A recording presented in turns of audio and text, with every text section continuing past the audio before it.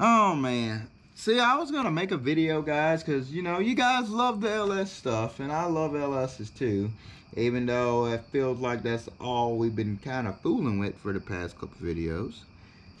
Anyway, what's up, guys? Kai from TK Speed Shop. So we're taking this 5.3 and we're gonna fire this 5.3 up. Now, this is a Gen 4 5.3 that apparently had no oil pressure. No oil pressure at all. The motor's not locked up. See my hands right here on the crank? I can turn it. Motor's not locked up. Anywho, so yeah, no oil pressure. Now the first thing that immediately comes to my mind is the sensor's probably bad. Well, we're gonna bypass all that today, because you know, what if you have a 5.3 or a 4.8 or any kind of LS motor laying around and you just want to fire it up? Now, here's where this video becomes a twofer. I'm not firing it up EFI style, okay? I'm firing it up with a carburetor. Yeah, so now this is the fun part. So this is the top end off of my Monte Carlo. This is how I test LS motors. So we pretty much just bolt them to a stand. It's not a very sturdy stand, but it'll hold it on the ground. This is actually the same stand that I've used in a short that I did maybe about a year ago.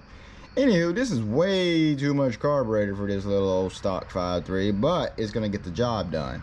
We need to find out if this motor has oil pressure in it, and I need to start this motor. Now, down here by the oil filter, you have this block off plate. This is a block off plate with a 1.4 MPT threaded into it. I got this from Team Z.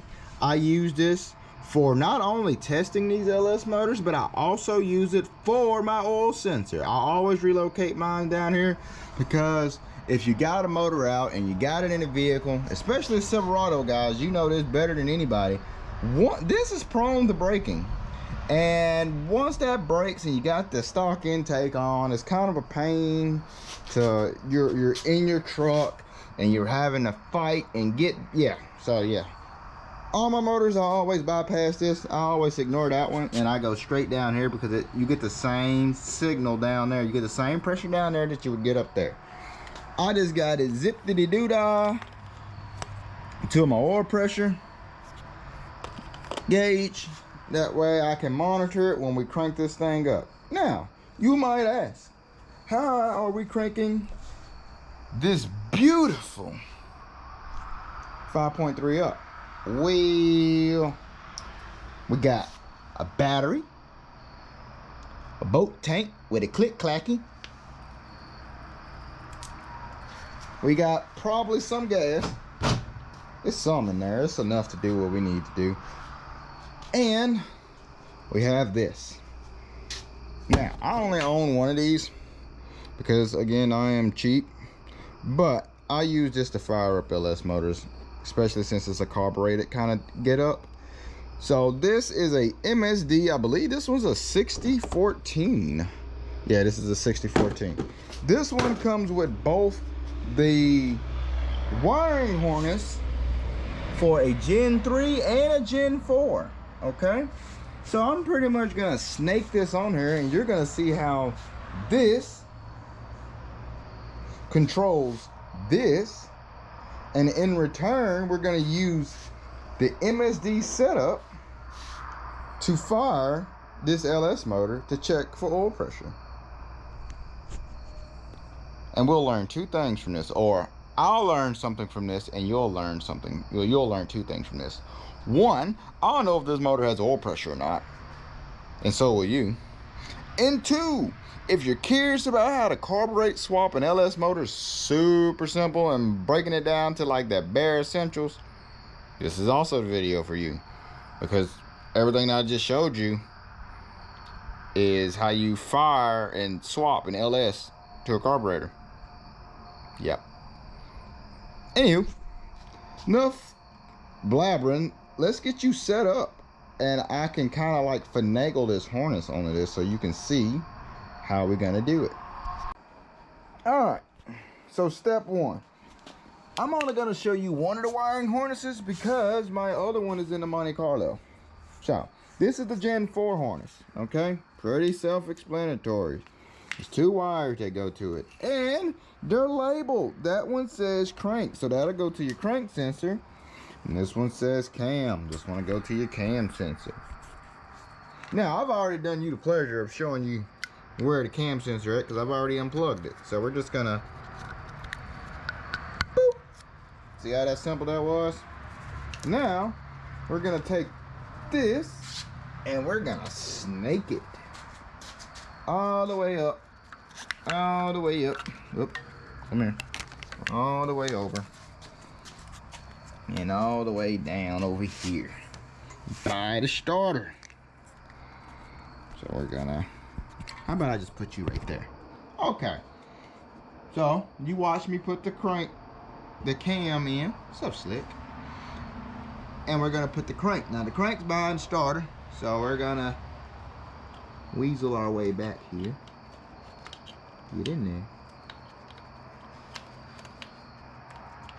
Slick, you found that water moccasin yet, buddy? I'm paying you a high dollar. Alright, that one's now connected. See? It's way back there. And we're gonna take this harness and I'm gonna kinda like finagle it. This is not to be pretty, guys. This is just for practical uses. We just don't want it hitting the flywheel because, again, I only own one. Alright, so now we got the crank and the cam plugged in, okay? So now we go to our main harness, which it'll come to you in a box unplugged, but they only go on literally one way. They're 2 different connectors. You can't screw this up. So what I'm gonna do is I'm going to drag this harness back here on the back. Bam. We're just gonna lay him down there. How about that? All right. So we got a main harness, and we got a couple things coming up off this main harness. First, you're gonna notice some loose wires, and I'm gonna explain them to you, or what you're gonna need to fire this any dang way. All right, first one is your pink one. This is your key or your switch, okay? This one, we're gonna use that one in a minute. This gray one, you're not gonna need this gray one. This one's tack, okay? This blue one, I'm gonna be honest with you, I don't remember it because I don't remember the instructions. I just don't need this. But just know, to fire it, you're gonna need this pink one, because that pink one is your key, and this gray one is your tack. We don't need neither one of those. This part of the harness, this is also connected, okay? You're gonna have this one bong that has these little pieces in it like that, okay? This is gonna plug into the back of the connection that you did for your crank and your cam. And you can't mess this one up either, because it goes one way. Bonus note, this piece right here bolts the same on your 3rd gen and your 4th gen wiring harnesses for this setup. You can't mess that up. They made it idiot proof. As you can tell, I am using it. Okay. Now we go to our main harness. This is the main harness. If I can untangle it. Okay. So boom. You have your odd and your even for your coil packs, and you also have a corresponding ground with each one of these, okay? They are labeled on here, driver side, passenger side. Can't screw that up. So we're gonna take the driver side and we're gonna plug it in the driver's side. And then we're gonna take the passenger side. Let me make sure you're paying attention now. And we're gonna take the passenger side and we're gonna plug it into the passenger side. Now, remember, we have grounds. Each one of these grounds goes to the back of the head. You need this. Again, I'm trying to make this as very simple as it can be, because it is simple. So, all right, I got that one grounded. And let me go to the driver's side. Ignore that oil stain that you see on the ground. That's some idiot decided to just throw oil all down there. That's totally the reason why his manifolds are not flopped the other way for this testing purposes. So, we got those fancy boys, and then you got this. You need this. This is for your coolant temp sensor. You know that this is on the side of the block, primarily on the driver's side. Click.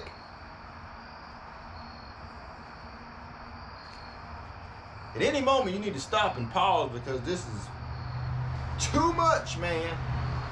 I'll give you that moment to pause. Okay.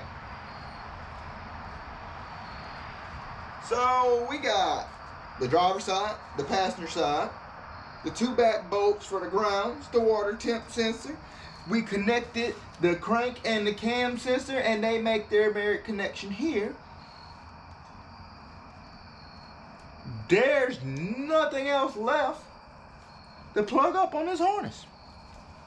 Can you believe that? Other than this main power, main ground, which these go directly to the battery, and your signal. That's all you need now. Now we're cooking with fire. And now the box is done. Well, the box is not done, but the box is done right now. We're just gonna find a way to snake this over here so it don't get touched on anything. And I'm gonna snake this back over this way because we're gonna need the snippety snaz. What you're also gonna need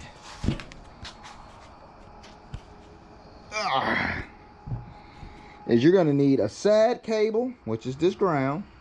And you're gonna need your hot boy off of your starter, and that's pretty much it. Now, I do have this striker cable.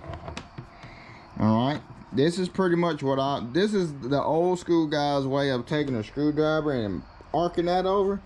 Yeah, I don't like doing that, especially when I'm this close to certain things. So I have this hooked up just like you would do a screwdriver, and I'm just gonna do that, and that's gonna start it. Are you following me? You're following me. So run down the checklist. We got our hot boy from our starter, we got our sad cable, we got our striker cable, we got our key ignition, which is this key switch, which we're gonna take him and we're just gonna plug him. Hold on now. I'm just gonna plug him right up.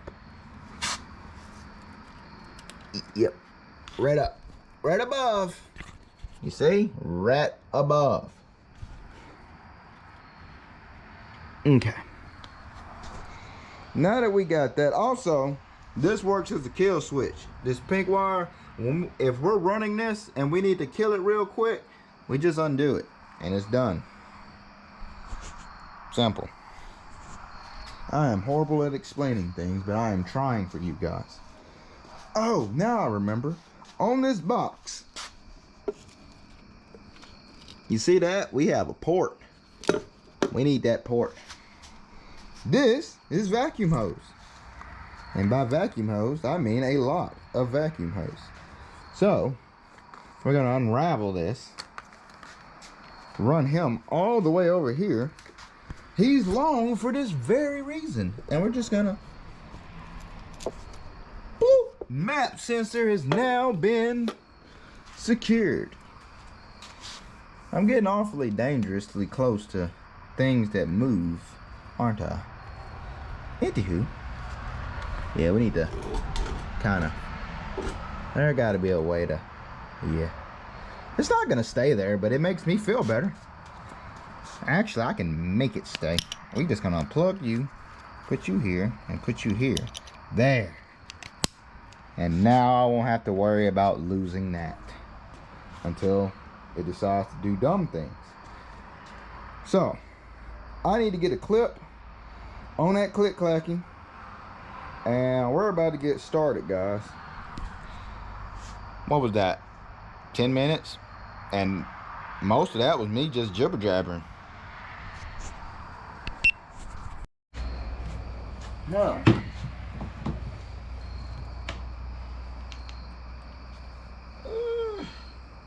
I don't want that touching ground yet.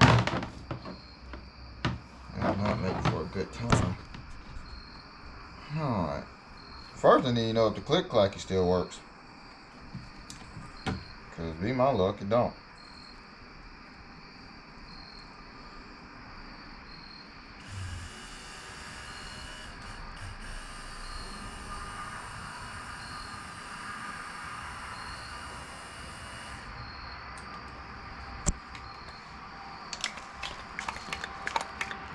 Guess who don't got enough gas? Me.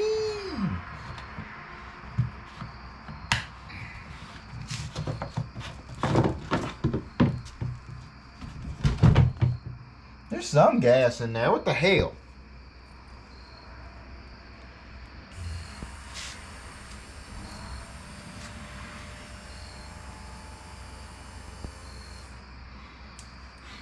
Can't do nothing without gas. Alright, so now that the camera rudely interrupted us and it turned off mid-thingy. So, one more time. We got the cam sensor plugged in. Got the crank sensor plugged in. We got the hot boy coming off the starter. We got the sad boy coming up off the back of the block. We got a harness plugged in. We got the passenger side and the driver's side coil packs with the corresponding grounds plugged into it. There is nothing left. I've already primed that off camera, courtesy of you, from going to get the gas, because we didn't have any gas around here at all. And I don't know why you were reaching for the camera, because you're gonna start it. No. You are going to start it. No, you're not. You're going to start it. So grab that yellow cable. Oh dear God. All right.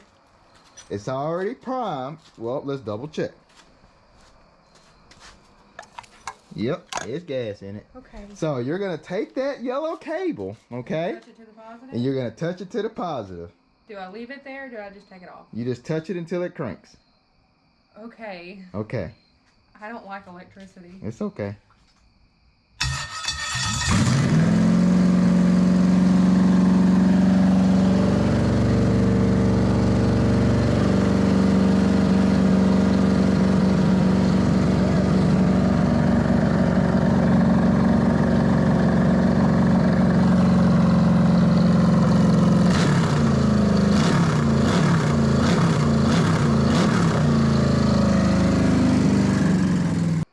Well, look at that.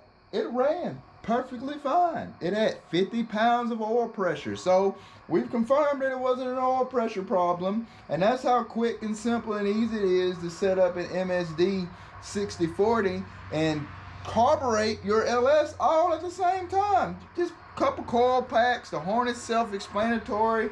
Everything's written out exactly how to use it. Still ain't figured out what the blue wire was for. Probably won't ever know what the blue wire is. You want to talk about that? No, we ain't talking. Anywho, that's pretty much gonna wrap up this video. I mean, I'm excited. That means we got another mule kicking around. It didn't make no funny noise. It revved good. 50 pounds of oil pressure. I thought maybe the gauge was wrong on it. What else did it do? But anywho, we gonna call it a night, guys. It was a pleasure. Like, comment, subscribe. I like it when you do the like stuff. Let me know what a guy think. We got another one, so we just gonna call it. You guys, yeah.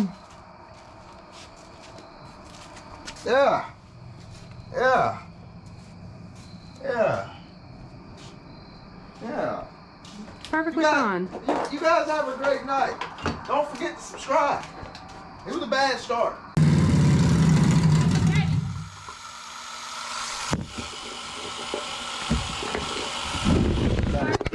Yep. Where's it at?